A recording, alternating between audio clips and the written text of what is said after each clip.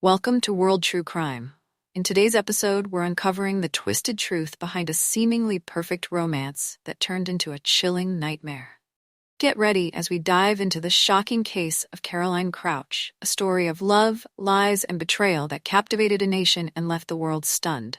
Viewer discretion is advised, as this case covers sensitive and disturbing details. Meeting the love of their life, eloping, and getting married is something that most teenage girls dream of. Caroline Crouch was no different.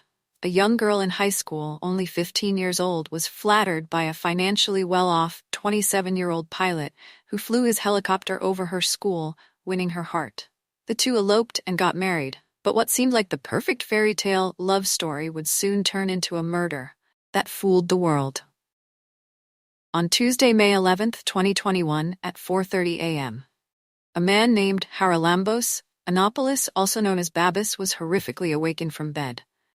At the time of the incident, he had rented a two-story maisonette in the suburbs of Glika, an area located on the outskirts of Athens, Greece.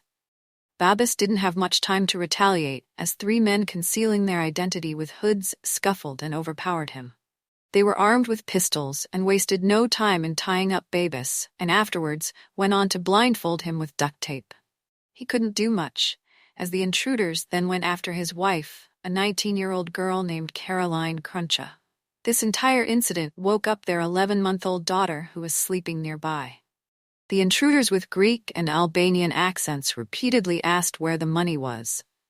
Caroline didn't know that what appeared to be a robbery would turn into her own murder. Caroline Crouch was born to the retired engineer David Crouch and Susan on July 12, 2001 in Athens. When she was just 8 years old, the family relocated to the island of Alenos, the place where she had grown up. They moved because both David and Susan had fallen in love with the coastal surroundings from a very young age. Caroline embraced her beachside life. She was passionate about both scuba diving and swimming. She had met her future husband Babis during a Good Friday parade in 2017. At the time, Babis was a commercial helicopter pilot, and Caroline was only 15 years of age. 3 years later, both of them got married in Portugal on July 15, 2019. A few days prior to her murder, Babis and Caroline had purchased a plot of land. Both Babis and Caroline had plans to build their dream house on the land for themselves and their infant daughter. To facilitate purchasing the land, Caroline had gotten 50,000 euros as a gift from her parents. As for the construction costs, the couple had around 10,000 euro hidden away in their house. The public in Greece at the time didn't rely much on banks, as they were at continuous risk of facing bankruptcy in light of such circumstances. It was common for the general public to have cash stashed away in their house, as it was deemed a safer option. Caroline probably had a similar perspective for storing cash and by no means would have anticipated what would happen. On May 11th, a cry for help, both Babis and Caroline alongside their daughter were tormented with fear, as the intruders asked about the end in an attempt to end the Babis that had befallen them. Babis told them exactly where the money was hidden, a location that's deemed rather unconventional. The intruders opened the Monopoly board game box and took all the money. Babis and Caroline had stashed away for their dream house, but they didn't leave. Each one of them kept roaming from room to room as they snatched jewelry and other items of considerable monetary worth. The looters wanted more, but Babis and Caroline had given up all they had, and in a desperation and fear begged for their lives and that of their daughter. Babis could hear the screams of his wife as the intruders held a firearm against the 11-month-old infant, although blindfolded. He fought continuously against the restraints. However, the rope around his neck was tightened to the extent that he kept fainting in and out of consciousness. He eventually fainted and then regained his senses after a while. Once conscious, he discovered that the men had left the house. At the moment, the only thing he could hear were the painful cries of his infant daughter in about 30 minutes or so. Babis was able to get close to his mobile phone and dial emergency services using his nose. As soon as the call connected, Babis cried out for help, asking emergency services to send an ambulance and give them his location. Given that he had duct tape around his mouth, The entire call was filled with muffled words. The operator on the other end asked Babis to explain what happened. "But robbers came in," was all he could say. An hour and a half had gone by since the intruders had broken into Babis and Caroline's residence. First responders arrived at the scene around 6 a.m. as they raced up the front steps to enter the house. What they saw can only be defined as horrific. Inside, the living space and kitchen had been completely destroyed. The drawers were open and empty, with clothing, other belongings scattered across the entire space. Among them was an open Monopoly box, the same box in which Babis and Caroline had hidden the money. First responders also found a security camera on the living room couch. It appeared as if it had been ripped off the walls. While the camera was lying on the couch, its memory card was missing. From the staircase hung the corpse of a white and brown husky puppy who had been strangled with her own leash. Babis was found on the floor of the main bedroom. His eyes and mouth were covered in duct tape that reached his neck, and restraints kept his hands and feet behind his back. On the bed, lying down, was Caroline Crouch. Their infant daughter was beside her, crying and clapping as she pushed her mother in an attempt to wake her up. Caroline is declared dead. Their daughter, while in evident distress, appeared to be unharmed. First responders, however, were quick to observe Caroline's pale skin and determined that she was murdered. Babis went into visible shock when he was freed from his restraints and saw the corpse of his wife, the woman he'd been in love with for the past 5 years. The officers were quick to ensure the safety of the infant and began to interrogate Babis based on his side of the story in the state of the crime scene. The presence of 4 men was determined. Police officers concluded that 3 men had entered the house while the 4th kept watch. They interpreted the entire sequence of events up to the murder and escape as follows. Intruders approached the house through a dirt road that led to its rear entrance. They failed to break in through the rear door and then removed security pins off a basement window to enter the house. After entering the maisonette, they murdered Roxy, the family's 7-month-old husky, the murder weapon, her own leash. The 3 men then entered the main bedroom where Babis and Caroline were asleep. Then they damaged the house and took the money out of the Monopoly box. Before leaving, they murdered Caroline by smothering her with a pillow.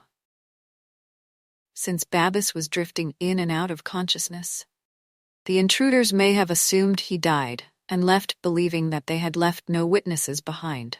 As far as Caroline's death is concerned, it was revealed that it was not an instant experience. The 20-year-old female suffered an attack that lasted for around 6 minutes. Bruises across her body showed signs of retaliation, and those on her lips and tongue hinted at the possibility of sharp objects being used. No signs of sexual assault were found, although the damage done to the couple's house was immense. No concrete evidence was left behind by the intruders.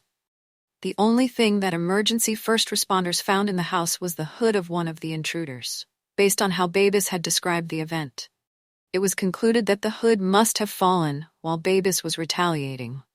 This may have been a small piece of evidence for a case of such magnitude, but the hood falling off was enough for Babis to get a glimpse of the culprit. A sketch depicting an overweight, dark-skinned, tall individual was created based on the details Babis shared. Despite being disoriented, Babis was able to identify 2 firearms that were used. As well, according to him, the intruders had a black pistol and a silver Colt. Details of the investigation revealed that intruders were able to escape with 10,000 euros in cash and jewelry worth 20,000 euros. In addition, police concluded that this was an act of professional criminals who had observed the family and waited for the right moment to strike. Furthermore, a police spokesperson had stated it was brutal and violent, and went on to categorize it as an act of someone with a lack of emotions and a strong antisocial personality. Numerous speculations soon followed, as details of the investigation provided more and more insight into the murder. A key trail of thought in everyone's mind was that if money was the motive, why was murder necessary? Some other speculations put forth the claims, such as, the intruders were high on drugs and could not control their actions, or maybe Caroline saw or knew them. Caroline resisted and fought back, given that she was a black belt kickboxer, and intruders had to silence her to keep her under control. Alarms being raised as Caroline may have started to scream when her 11-month-old daughter had a gun against her temple. While all of this was mere speculation, the investigators were certain about one thing: the attack was premeditated. The reason for such an assumption was that the intruders knew the couple had money hidden in the house. Based on this assumption, the police questioned Babis in Caroline's inner circle. They believed that the gang had been given a tip. Alongside these interrogations, security cam footage from homes and businesses in close proximity was also examined in the footage. The police identified a dark-colored vehicle, followed by a motorcycle, that was cruising around the couple's house on the morning of the murder. Caroline Crouch was laid to rest 3 days after the murder. Her burial site was the Greek island of Alanos, the same place her parents had fallen in love with, and the same place where she grew up. Babis paid tribute to his wife and said he was lucky that he had met Caroline. Very lucky that she loved him, and even more lucky that she was the mother of his daughter. He went on to say that their daughter would grow up not remembering her mother. Babis added that Caroline was the joy of life and will always be near him through their daughter. While Caroline was being laid to rest, a car was pulled over in northeast Greece as a routine stop. Inside was a 36-year-old Georgian national male, Haridzvili, en route to the Bulgarian border. He had handed over his passport, but it was soon identified as a fake. Who was this man, and how is this related to Caroline's murder? This man was soon identified as Harides, a violent criminal who had multiple prior convictions. He was wanted for 12 break-ins that were committed all over Athens over the past 6 months. What painted him as the likely culprit was the fact that 3 of these crimes were committed around Babis and Caroline's neighborhood. One of the 3 was in December when Haridzvili and 3 others broke into a house through a rear window, similar to what happened with Babis and Caroline. They then continued to drag the female occupant by the hair and threatened to slit her throat. During that robbery, the group had stolen $10,000 cash and jewelry. Their next hit was on March 7th, just 2 months before Babis and Caroline made it to their hit list. During this robbery, they tied up 4 others and an older couple along with their cleaning lady. The loot cash and other items of significant monetary worth. If patterns aren't enough to paint him as the culprit for the murder, then guess what? He had remarkable similarities with the sketch that was made using Babis's description of the intruder. The evidence racked up against Harides included a history of violent break-ins, an attempt to flee the country, and resemblance to the sketch. Given all of this, the police were confident that they had found their man. Harides was arrested and interrogated for 4 days, during which physical means of getting answers were also used. He was repeatedly questioned about getting to the location, entering the house, and killing Caroline. The physical means used to get answers left him concussed. However, he kept his stance and stated that he'd never heard of Caroline Crouch. The evidence police had against him had come up dry. Harides wasn't their man after all, and was cleared of any involvement in the murder. As a consequence, 3 police officers were demoted from the Athens homicide squad, continuing the investigation. The police set their sights on a local Albanian organized crime group. Initially, they had a list of 100 people that was later narrowed down to 10. These 10 were individuals who were on a list of criminals known as the Red List. Mugshots of each one were shown to Babis, but the police didn't reveal any other details. The case was taking longer than usual to solve, and the public was beginning to lose patience. Given that crimes based on race had increased, the information on Caroline's case were so scarce that even a huge monetary reward went unclaimed. Residents of Athens by now were living in fear, not knowing who would be the next victim. Media reports from the time cited experts saying that this was not an ordinary case, and if it was, it would have been solved. Some investigation details that were revealed stated that there was no DNA or fingerprints. Caroline's family were obviously grateful for the continued pursuit of justice. Babis told journalists that he wishes that what was happening to him would never happen to anyone. else he backed police efforts and continued to front the media, all to keep Caroline's case alive. Babis was even active on social media, answering questions and expressing gratitude for continued support. A breakthrough came on June 17th, 37 days after Caroline was brutally murdered.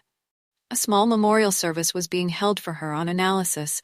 Those who had come to mourn noticed the detective at the ceremony. The investigators waited until the event had concluded and then began to approach Babis discreetly, asking to be escorted to Athens. The detectives at the time had new information about the case and urged Babis to come and identify the man. Babis, not knowing what lay ahead, agreed by this time. The investigators had followed up on quite a lot of leads and analyzed some key details the night on which Caroline was killed. These details didn't add up. Babis had told the police that the intruders broke in from the basement window. But that window was very small, and with the physique of the supposed killer Babis had described, it was not possible for that to have been the point of entry. Babis had also claimed that the house had been trashed by the intruders. However, the neighbors told the police that they didn't hear anything of the sort, and the sounds that night were of a couple's puppy crying in distress. No house being trashed, no calls for help, no crying infant. The house didn't have any fingerprints or DNA to top it all. The question of why the intruders would tie up a male and fight a female was raised. Babis had also claimed that the intruders must have taken out the memory card for the living room security camera, but data from the camera revealed that the card was removed at 1:20 a.m., a few hours before the criminals had supposedly entered the house. Further details were that Caroline was wearing a smartwatch that monitored her pulse. Her pulse readings from 3:58 a.m. indicated she was asleep, but the ones at 4:05 a.m. were up by 50%, indicating severe physical and mental stress, in the readings at 4:11 a.m., indicated that her heart had stopped. This was before the time Babis had claimed the murder took place. Babis, on the other hand, had a fitness app on his smartphone. Data from the app revealed that he was moving around during the time in which he was supposed to be tied up. The police had also tried to reenact Babis dialing emergency services with his phone. However, no one was able to do that. Police investigations revealed that Caroline had attempted to book a hotel for herself and her daughter on the night she was killed. A text message sent to her friend also revealed that she was threatening to leave Babis. Back when Babis had met Caroline, he was on holiday in Athens. His mother had lived on the island and was a teacher at Caroline's school. Babis at the time was charismatic, clever, loved to take photos, and was well off financially. He gained Caroline's attention by flying a helicopter over her school. This was somewhat of a dream that most teenage girls have, but in Caroline's case, she was unaware that this dream would soon turn into a nightmare. She thought they were the perfect match and took her family into confidence, telling them she was happy. Babis proposed to Caroline a year and a half into their relationship. At the time of the proposal, Caroline was underage but turned 18. 3 days later, the couple exchanged vows and settled in Genera in the initial years of their marriage. Caroline attended college in Athens, and Babis continued working as a pilot. Both of them were active on social media, sharing the happy life. They were living from their social media handles. The couple appeared to be in a joyful relationship filled with love and romance. The story in Caroline's diary belonged to completely different genres in her diary. She often questioned her relationship with Babis in the year 2019. She wrote about fighting with Babis and how serious the fight was. She had mentioned that she was planning on leaving and going to her sister, and that she was unsure if she could continue with him. Throughout the course of their marriage, Babis had become increasingly manipulative and somewhat of a control freak. This behavior was rooted back in their non-traditional wedding. When Babis and Caroline took vows, they abandoned the idea of having a traditional Greek wedding that would be filled with celebrations. Family and friends instead, they had eloped. What may have felt like a romantic gesture from the man of her dreams was indeed an attempt to isolate her. The isolation attempts continued when the couple returned home. Babis was the only one who put food on the table, and Caroline was just a university student without much money. Susan Caroline's mother would send some, but that too would be taken by Babis. In her diary she had written, "I love Babis so much that I can't leave him, even though this relationship hurts me." Details of a tearful confrontation with her husband were also found in her diary. She had mentioned that she wanted to leave Babis, but given that she was pregnant, she couldn't. Caroline wrote, "I stayed with him so my daughter would not grow up without her two parents." Another entry dated July 2020 from her diary read, "Today, my little one is a month old. It's also the day I told Babis I want to leave. I feel awful." The diary also had mentions of a house in Athens located in Halandri. What started out as a fairy tale love story for Caroline had now turned into an abyss filled with pain, horror, despair, and a sense of being estranged. An abyss that she couldn't escape, one that would usually consume her phone records. Hours before her murder also revealed argumentative and combative texts with Babis. While the two were at home together, serving as a testament to how distant and dysfunctional the relationship had become. The investigators told Babis that he was the new suspect in the murder case. He was shown overwhelming and irrefutable evidence that revealed the inconsistencies with the details. He had initially shared he was interrogated for 8 hours before he broke down. Eventually, he began to confess, but the confession was one filled with fabrication. He told the police that he and Caroline started arguing on May 10th, the night before she was killed. Babis went on to say that the couple only fought over their daughter, and that Caroline was determined to take her and leave. This had made Babis lose control, given that he claimed that the child was his whole life. Further details of the night from Babis were that Caroline had thrown the infant child in the cot and told him to leave the house. He mentioned that Caroline was the one who resorted to physical abuse and had pushed him and punched him. Babis added that because of this, his judgment became clouded from this point onward. Babis lashed out, strangled her, pressed a pillow on her face, using his complete body weight, and killed her, a cold-blooded murder in front of an 11-month-old child.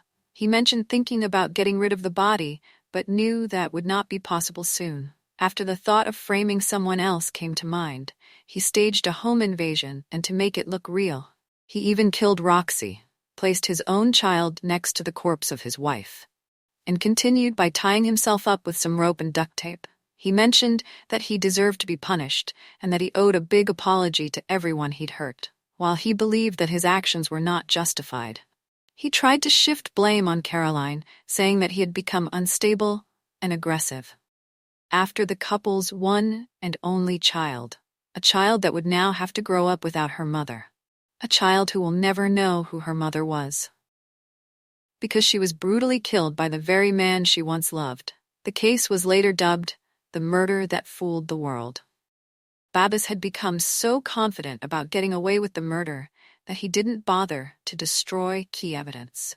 In May 2022, he was charged and found guilty of premeditated murder, preventing the course of justice, lying to authorities, and animal abuse. Thank you for joining us on World True Crime. Cases like these remind us that even the closest relationships can sometimes hide dark secrets. Don't forget to like, subscribe, and hit the notification bell so you never miss our latest episode. Until next time, stay vigilant, stay safe, and remember, the truth always finds a way to the surface.